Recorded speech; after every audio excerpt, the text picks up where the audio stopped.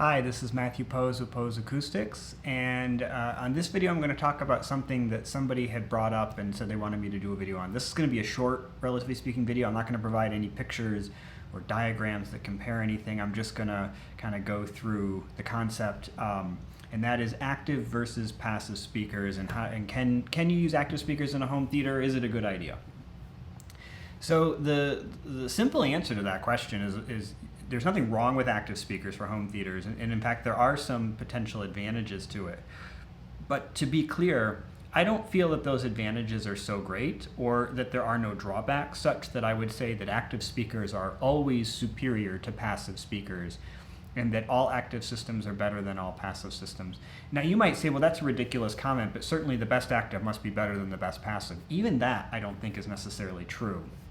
So to get into it, I'll just say that there are a number of speakers on the market, and I've talked about this particular brand, but again, there's a reason why I love this brand, Perlisten, so much, and that is that it is one of the best measuring and sounding speakers on the market, active or passive. And so that Perlisten, if you look at the S7T, they've optimized the, we're going to call it analog parameters of the speaker, the acoustic parameters in terms of the driver design, the waveguide design, the way everything is just spaced out on the baffle, that they can achieve really, really good results using passive crossovers. Now they use some of the best parts, so those crossovers are huge and the parts are really large, which reduces the lossiness of those parts.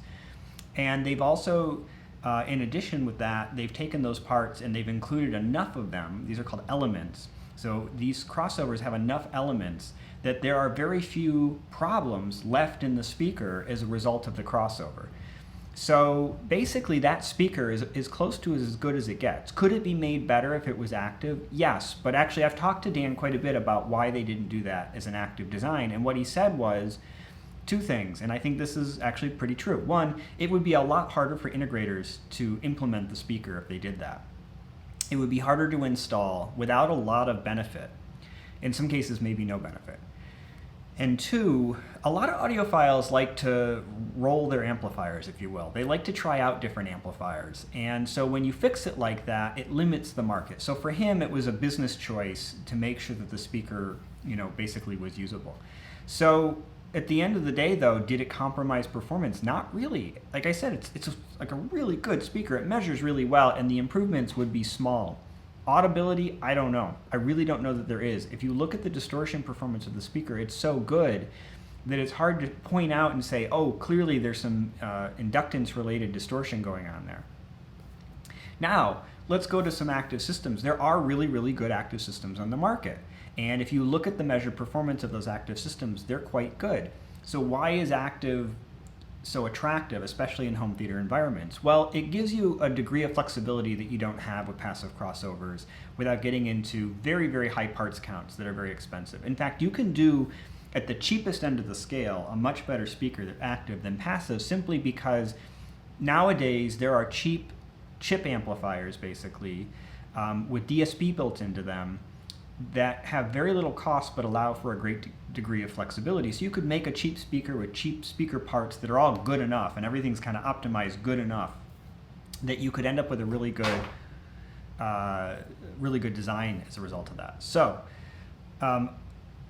Active's big advantage is flexibility. You can dedicate amplifiers to certain speakers. You can use DSP, which gives you more flexibility. You can do things like FIR filters, which you can't do with passive crossovers, that allow you to do things like linear phase. You can smooth that response out to the point that there's just nothing left to complain about, no resonance at all.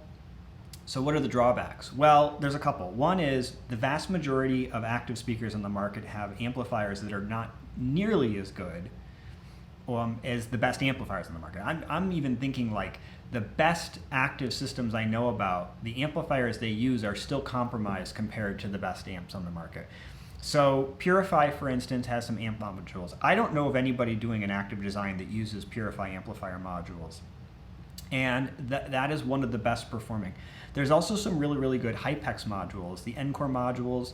And while there are a couple systems that use Encore modules, they're using a more compromised version of it with a power supply built in.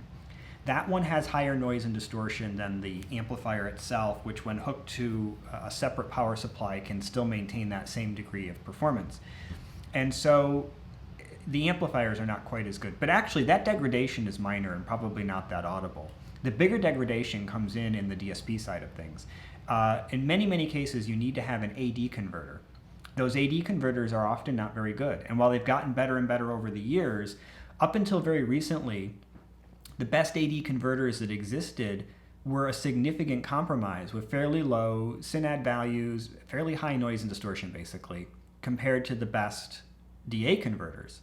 And so if you can go into the amplifier digitally, often you can minimize or eliminate a lot of that degradation. But as my friend, trying to think what I'm trying to say here. Anyway, some of the systems that I have used that use these active amplifiers, the DA converters themselves are still a compromise compared to the processor. And those processors, some of them are so good anymore that they would actually be the better processor to use for the crossover. And the best of them, which is Trinnov, and by that I don't necessarily mean that the Storm is not as good in most areas. It's just that if like what you're talking about is using it as the crossover for a speaker, the Trinnov has a few more options than the Storm, which allows you a little bit more flexibility. Those advantages do allow it to be used to create an active system, and I've actually done that, and I think it's a good idea. But there remains some inherent limitations there, which is that at the end of the day, that would be a pretty hard system to set up, especially for integrators. It would probably largely be a DIY affair for most of you watching this, and making sure you get those crossover points right, the EQ right. That's fairly hard to do. I mean, most people don't have the capacity to do anechoic or quasi-anechoic measurements of their speakers to be able to do that, let alone the knowledge to then develop a good crossover. Crossover design, you can get something that measures extremely smooth and flat and integrates really well on axis and get a little off axis, and it doesn't. You can get something that looks really good, but turn the volume up too loud, and you've basically crossed the tweeter, let's say, over so low that it's actually starting to distort significantly. In fact, I know of a speaker that was designed that way by somebody who I think didn't realize how limited they had made their design. They had used a really, really good ribbon tweeter, and they crossed it over so low that while it measured fairly well, the moment you turned it up to reasonable levels, the diaphragm would always fry. And so you ended up damaging this ribbon tweeter very, very easily. So you have to know what you're doing. So my quick take here basically is that yes, active has some advantages, but some of those advantages are lost to some of the disadvantages. And at the end of the day, it's not really about how the sauce is made, but how the sauce tastes.